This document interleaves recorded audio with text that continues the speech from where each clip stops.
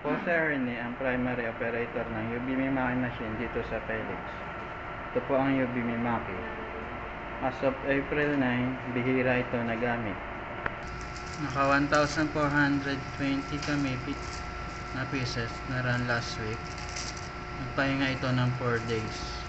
Wala kaming in-house order. Pending namin ay good for 8 hours. Sa consumables naman, nag-consume ako ng 0 bottles last week.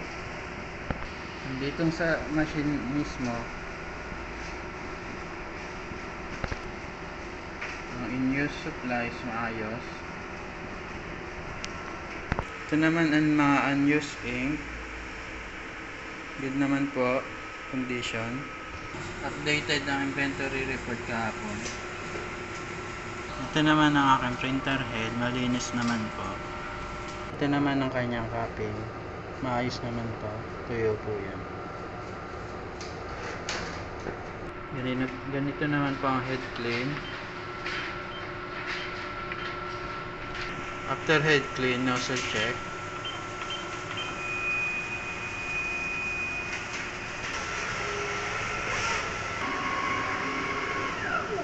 Good naman po yung nozzle check. Ito naman po yung aking waste tank area. Last disposal nito is nung kahapon. Sa PC naman po, may free 145 GB space. Good po. Nag-delete ako ng 1 GB na file.